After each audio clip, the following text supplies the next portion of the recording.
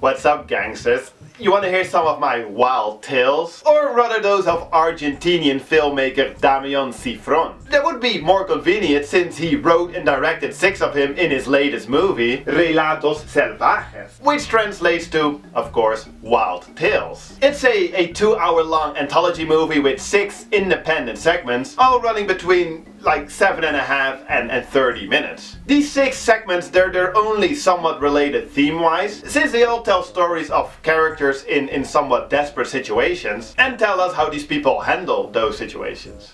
All of the segments, they have a pretty simple setup that soon works towards a fun and, well, often violent climax. For example, in the 3rd segment, El Más Fuerte, we follow a cool looking dude who insults another driver and then continues being cool again until he gets a flat tire and the other driver catches up to him.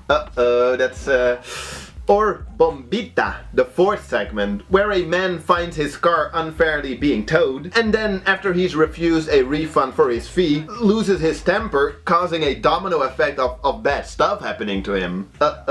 Again. Okay, so the thing about this movie is that even though the stories could have been told with a straight face, which would make them quite depressing, maybe even a little disturbing, the director decided to present all of them with just the right dose of black comedy, making this a wickedly funny movie. Does that sound stupid? Wickedly funny? Fun was a great way to describe it. It is wickedly funny.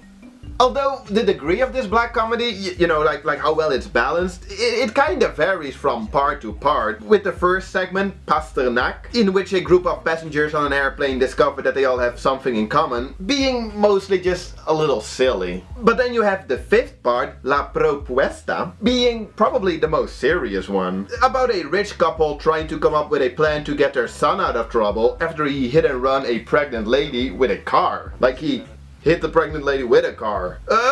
Although that segment's ending is definitely like pitch black comedy, which I won't spoil, but don't worry about that. In general, I'm usually not the biggest fan of this anthology format. I feel like these segments are usually too short to really set up anything interesting, you know? On the other hand, if one segment isn't that interesting, you never have to wait too long in order to, you know, like start with a new little movie. That's actually what always gave me a lot of confidence in deciding whether or not to watch the ABCs of Death. Although with those movies, most of the segments ended up sucking. With Wild Tales, on the other hand, they're basically all good.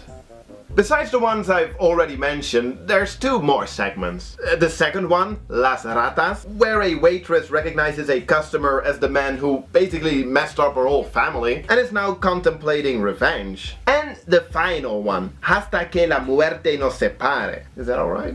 Perhaps my favorite segment, where a bride during her wedding discovers that her new husband cheated on her with one of the guests, and then goes and throw a huge crazy fit. It's a great reminder to never date a crazy chick. And well, if you do, be sure to never ever cheat on her. Really, this is a fun movie. In my opinion, it starts out a little meh, with the 1st segment being my least favorite. It's a little silly and just like simple. And I was like, okay, you know, if it's gonna be like this, then so be it. But from there, it basically got better with each segment.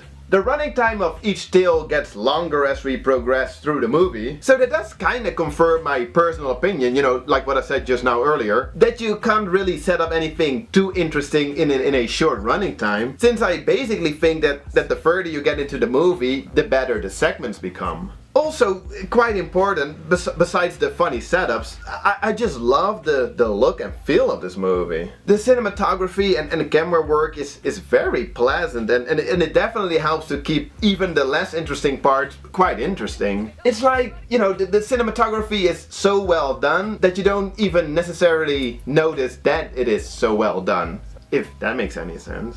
If anything, it just looks nice. It definitely does. I'm really not all that familiar with Argentinian cinema. Off the top of my head, I can really only think of ever having seen 4 of them, and that's including this movie. Funny thing though, that 3 out of these 4 movies all star Ricardo Darín, who is, from what I understand, like the Robert De Niro of Argentina. All of these 4 movies that I have seen, they were all great. So if there's some more Argentinian movies out there that I should really check out, you know, like maybe there's some experts out there, let me know. I'm down. So, in conclusion, if you guys are down for a few shorts with very well balanced black comedy, some great performances, I actually completely forgot to mention that, a very pleasant cinematography, and you don't mind reading subtitles in case your Spanish isn't up to par, yeah, be sure to check it out. Recommend it.